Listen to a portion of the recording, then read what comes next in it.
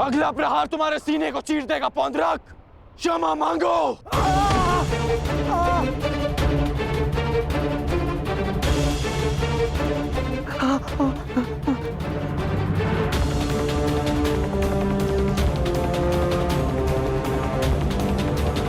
अब बोलो, क्या कह रहे थे तुम? कौन हो तुम? मैं ही हूँ वास्तविक वासुदेव, पौंड्रक वासुदेव मैं ही हूँ। पाखंडी! नहीं गढ़, मित्र नहीं, नहीं मित्र। रुक जाओ अंगराज।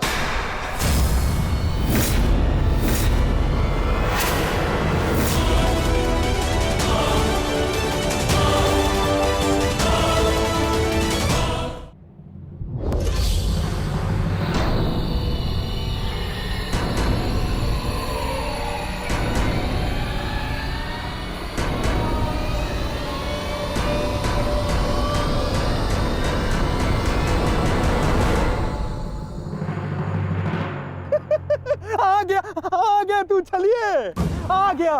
अंततः वो दिन आ गया कृष्ण, जिसकी वर्षों से मुझे प्रतीक्षा थी।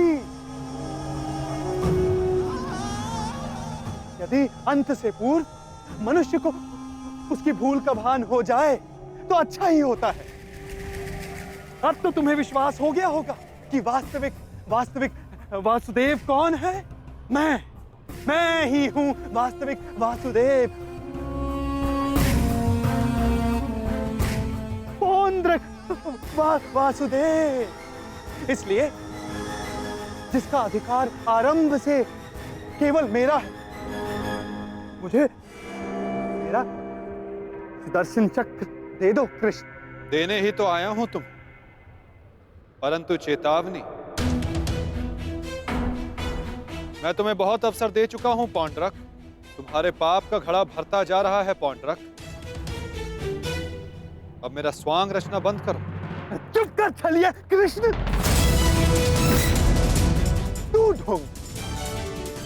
तू छलिया मुझे बताएगा कि अब मुझे क्या करना चाहिए और क्या नहीं। जो तुझे देव मानते हैं ना, वो सब दृष्टिहीन है और बुद्धिहीन भी। परंतु मैं नहीं हूं। अपने सहयोगियों को धैर्य की महिमा समझाओ दुर्योधन। युद्ध प्रारंभ होने में अभी समय शेष है और समय से पूर्व युद्ध को आमंत्रण देना सर्वनाश को आमंत्रित करने के समान होता है दुर्योधन। क्योंकि इस समय मैं अस्त्र ना उठाने के लिए बंधित नहीं हूं। मनुष्य को खाई में गिराने के लिए उसका केवल एक पग पर्याप्त होता है पौंड्रक। अभी अभी मैंने कर्ण को रोककर तुम्हें मृत्यु के मुख में जाने से रोका है। कदाचित तुम्हारा अगला पग तुम्हारा अंत ना रोक पाए पौंड्रक।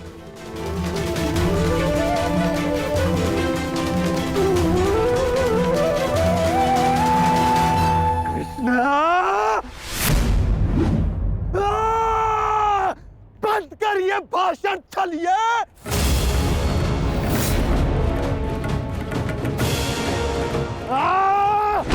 छलिए पाखंडी, आज मैं तेरा अंत करके ही रहूंगा कृष्ण। पहले रखो मित्र, क्रोध मुझे भी आ रहा है।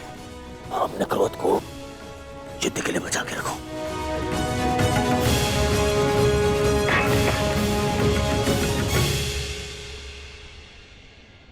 ठीक कहा वासुदेव, युद्ध होगा, परंतु उचित समय पर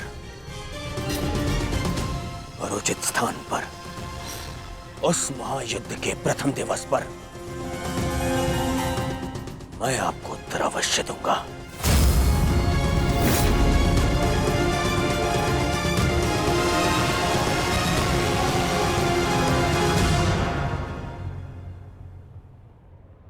तुम चोटिल हो मित्र, आओ तुम्हें तुम्हारे शिविर पर छोड़ दूं।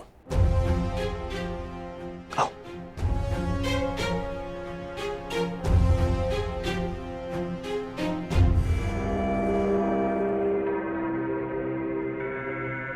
मित्रकर्ण, तुमसे हस्तिनापुर पर भेंट होगी।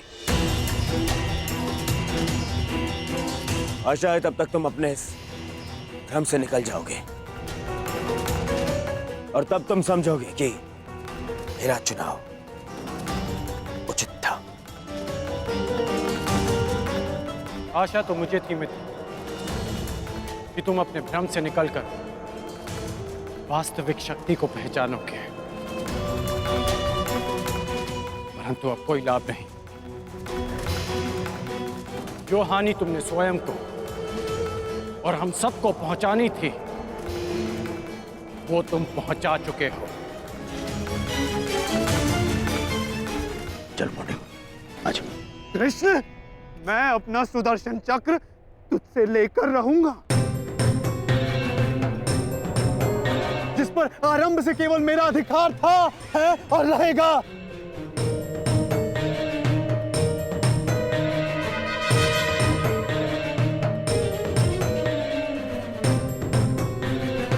चलो सारथी।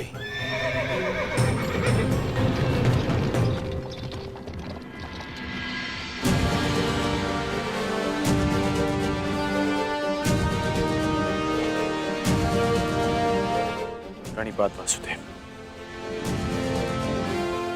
आज्ञा दे। इतनी भी क्या शीघ्रता मित्र?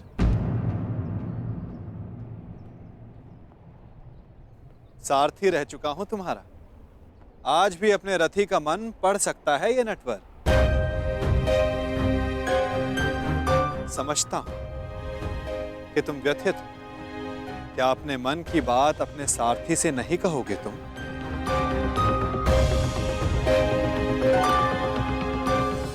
अपने रथी का मन आप पढ़ सकते हैं ना, तो पढ़ लीजिए। इसीलिए कहता हूं मित्र, तुम्हें प्रसन्न होना चाहिए। दुर्योधन ने उचित चुनाव किया, उसे शक्ति चाहिए थी, उसे मिल गई। नारायणी सेना अब उसके आदेश के अधीन होगी। नारायणी सेना में नारायण ही ना हो तो वो कैसी नारायणी सेना केशव?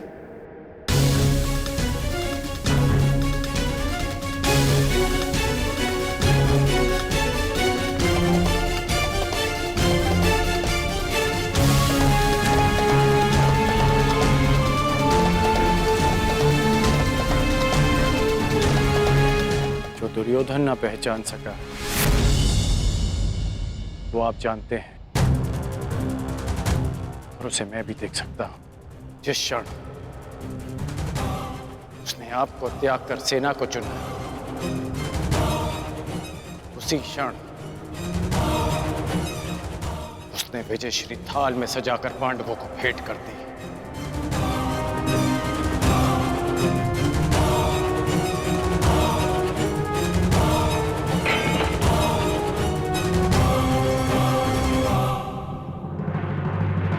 तुम्हें ऐसा क्यों लगता है मित्र?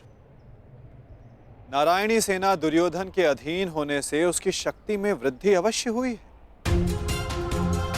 तुम्हें नहीं लगता कि अर्जुन ने भूल की? क्या मिला उसे निहत्थे कृष्ण को चुनने से? जिसके हाथ के संकेत से सृष्टि बनती है और बिगड़ती है, वो कैसे निहत्था हो सकता है वासुदेव? परंतु सत्य ये भी है मित्र कि मेरे युद्ध में उपस्थित रहने पर भी मैं युद्ध नहीं करूं, तो फिर मुझसे किसी को क्या हानि और क्या लाभ? सबसे बड़ा अस्त्र तो आप चला चुके हैं, स्वयं को दुर्योधन के विपक्ष में रखकर। आप ही कहते हैं ना कि निर्णय ना लेना भी कभी कभी सबसे महत्वपूर्ण निर्णय होता है, कि हम पक्ष ना चुनकर भी कभी कभी पक्षपात कर जाते हैं, भले ही संसार ना देख पाए। परंतु मैं जानता हूं कि आपने पक्ष लिया है वासुदेव।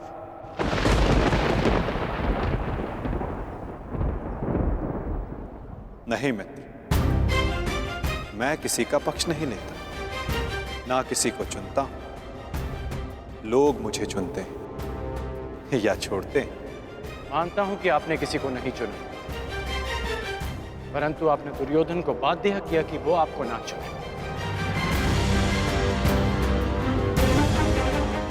आपने ऐसी परिस्थितियां उत्पन्न की कि वो ही आपको चुने जिसे आप चुनना चाहते हैं।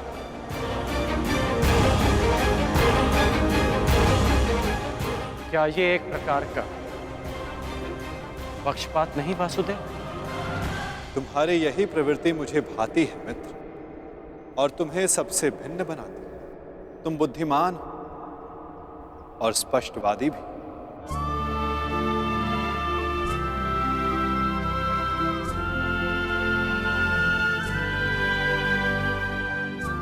ऐसा होकर भी क्या लाभ वासुदेव,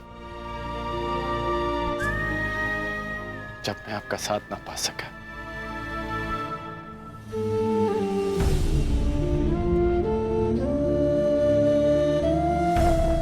कितने वर्ष हो गए हमारी भेंट को? जब से हम मिले हैं हमारे पक्ष सदा भिन्न थे, परंतु हमारी सोच एक थी वासुदेव। फिर आपने ऐसा क्यों किया? मैंने ऐसा क्या किया मित्र?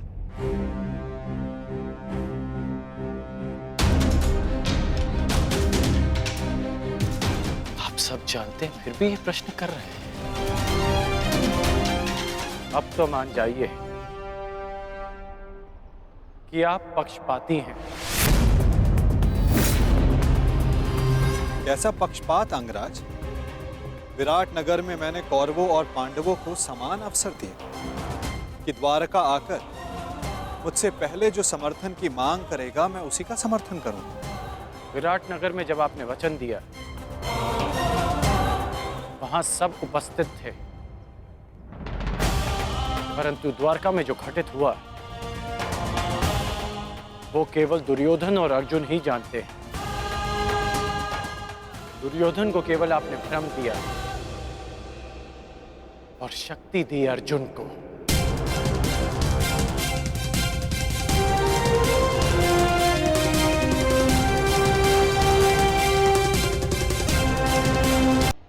द्वारका में जो घटित हुआ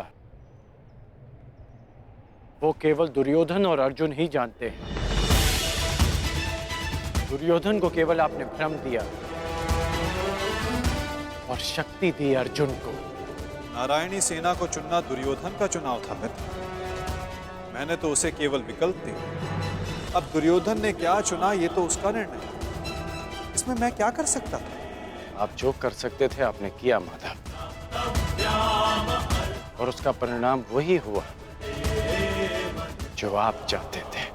यदि आप पक्षपाती नहीं होते तो अर्जुन को देखते ही आप उससे पूछते कि वो युधिष्ठिर के स्थान पर वहां क्या कर रहा है, परंतु आपने ऐसा नहीं किया। यदि तुम दुर्योधन के चुनाव पर निराश हो, तो खेल मैंने नहीं, उसके दम, उसके लालच, उसके अहंकार ने खेला है मित्र। आप भी भली भांति जानते हैं कि दुर्योधन युधिष्ठिर से कहीं अधिक सक्षम शासक है। इस समय भारत को शासक की नहीं, धर्म की आवश्यकता है, धर्मराज की आवश्यकता है मित्र।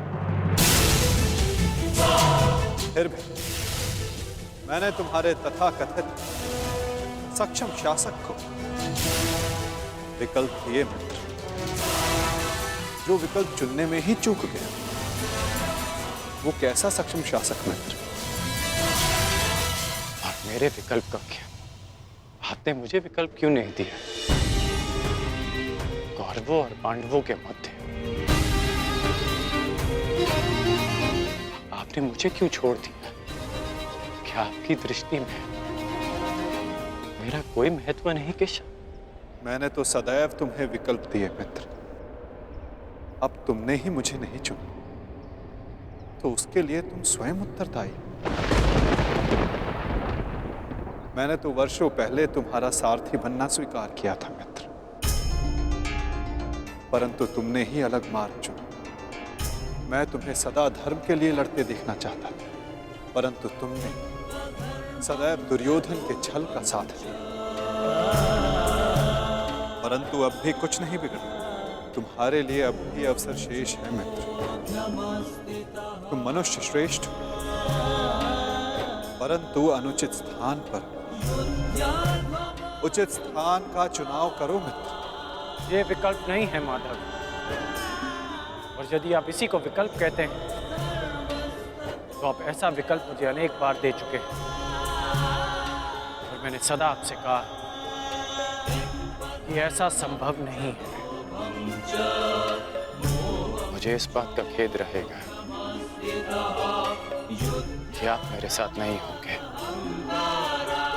परंतु ये खेद मैं अपने मित्र को नहीं होने दूंगा, जिस मित्र ने मुझ पर विश्वास किया। आप अपना धर्म निभाइए और मैं अपना ऋण चुकाऊंगा वासुदेव।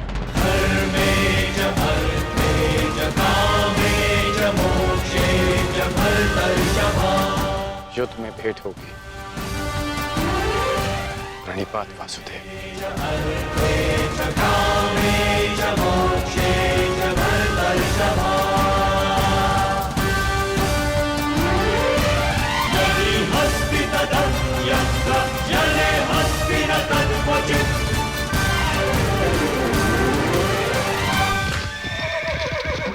नहीं मित्र, युद्ध से पूर्व हमारी भेंट होगी, और मैं तुम्हें एक और अवसर दूंगा।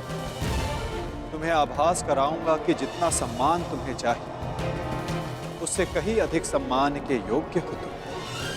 अगली भेंट में तुम्हारी वास्तविकता से भेंट करवाऊंगा मित्र। तुम्हें ज्ञात होगा कि तुम वास्तव में कौन हो। आशा है कि उस दिन तुम उचित विकल्प चुनोगे मित्र।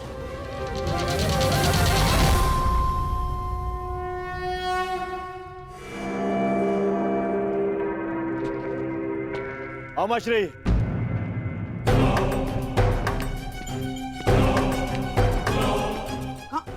कहाँ थे तुम? मैं कब से तुम्हारी प्रतीक्षा कर रहा हूँ। बताओ क्या हुआ द्वारका में? और उस छलिया के रहते तुमने नारायणी सेना को कैसे अध्ययन किया आपने? हैं? अब बैठिए तो बैठिए। अरे अमश्री, आज तक आप अपनी चालों से मुझे आश्चर्य में डालते थे, परंतु आज मैंने इतनी बड़ी वजह से आपको और सबको आश्चर्य में डाल दिया।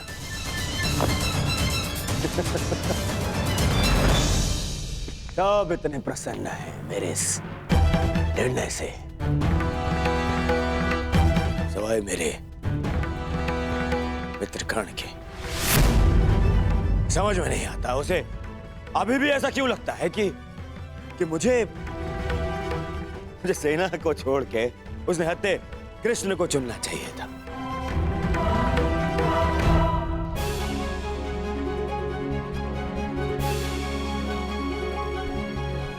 आज वासुदेव हमारे साथ है तो इसका सारा श्रेय पांचाली को जाता है। यदि तुमने अर्जुन को ना भेजा होता तो कदाचित ये संभव ना होता। आपका मेरे प्रति इतना विश्वास मेरे लिए बहुत सम्मान की बात है आर्य, और मुझे भी पूर्ण विश्वास है कि आप हस्तिनापुर के लिए अधिक योग्य शासक सिद्ध होंगे। अरे कोई जाओ, समझाओ, बताओ उसे कि कितनी बड़ी भूल कर रहा है वो। भूल तो तुम कर रहे हो दुर्योधन।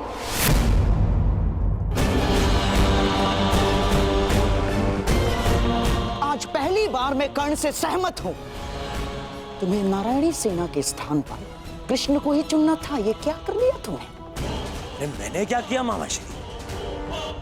उस कृष्ण ने वहां वचन दिया कि वो युद्ध में अस्त्र नहीं उठाएगा, तो फिर मैं नारायणी सेना को छोड़कर उस निहत्थे कृष्ण को चुनकर क्या कर लेता?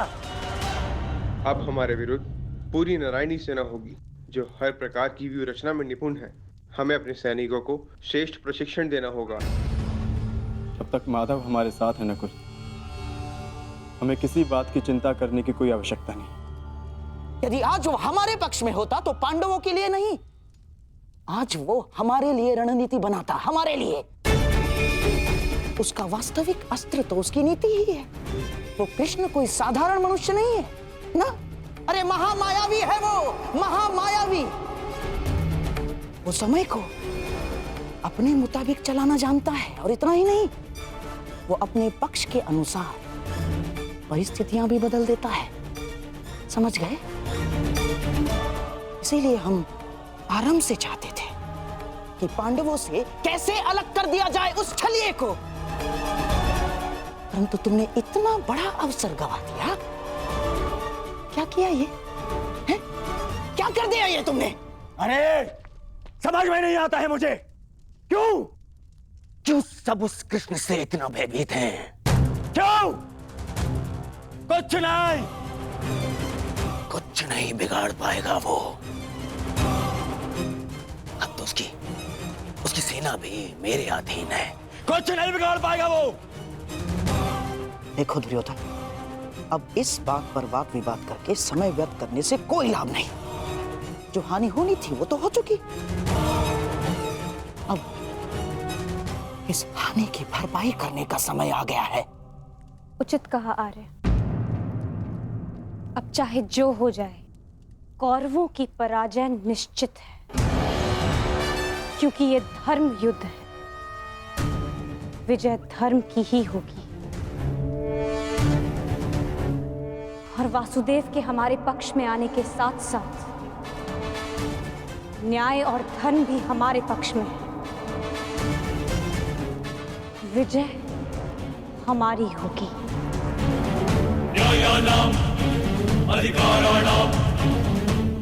ये महाभारत भारत का नवनिर्माण करेगा।